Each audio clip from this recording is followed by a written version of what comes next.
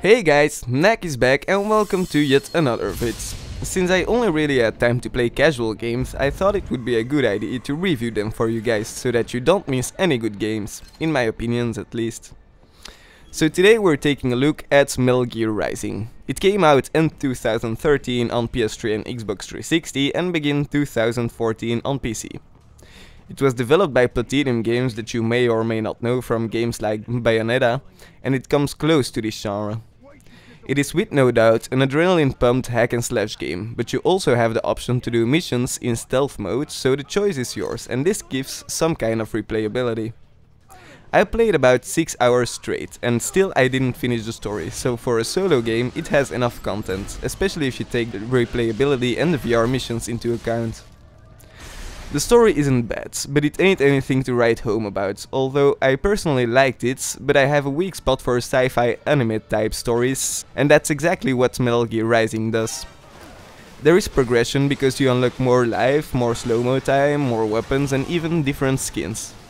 Although the skins are purely cosmetic, all the weapons handle differently and add some kind of variation in battles you go through.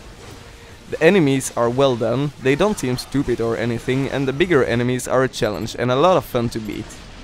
There are also a couple of boss fights that I really enjoyed, because even though it's a hack and slash game, I found the bosses still used some kind of mechanic to beat, so it's not just slashing and hoping you have enough power.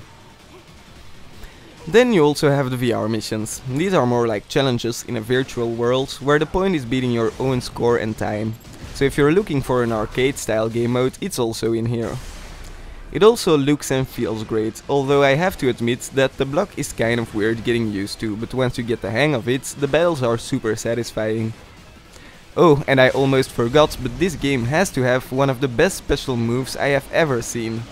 You can slow-mo time and cut an enemy into a billion pieces, which feels so satisfying if you do it to a boss or bigger enemy to finish him off. So to summarize, the goods. Enough content, different game modes and weapons, some customization, good AI, great bosses, amazing moves and specials, fluid graphics and controls or gameplay, whatever you want to call it, and depending on your taste, the anime sci-fi style could be a plus.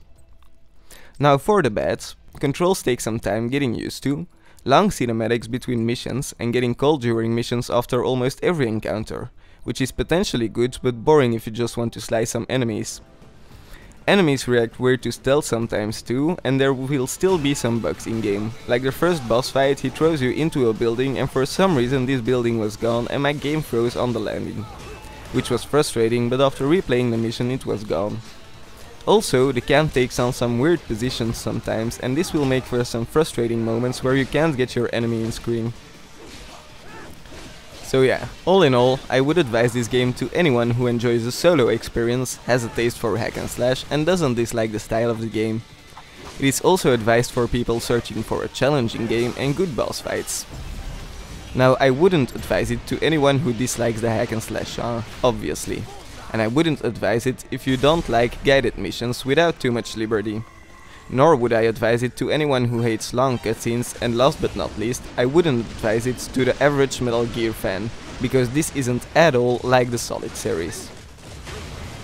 At the end, I can say I had a great time playing this game, with no boring parts and some challenging bosses and fights. I have to add that I bought this game using the site G2A for about $10, which makes it all the more fun since it didn't cost me a lot.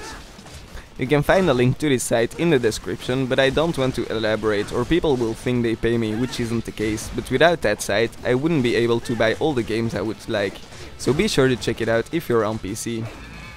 I hope this gave you a general picture about this game and maybe some of you will have a new game to check out. If there is anything you guys want to see, let me know, because between the bosses and different weapons there is a lot of entertaining content I could potentially show off here, but I don't want to do it if no one is interested. Anyway, thank you all for watching, feel free to drop a like if you did or subscribe for more, and as always guys, I'll see you next time.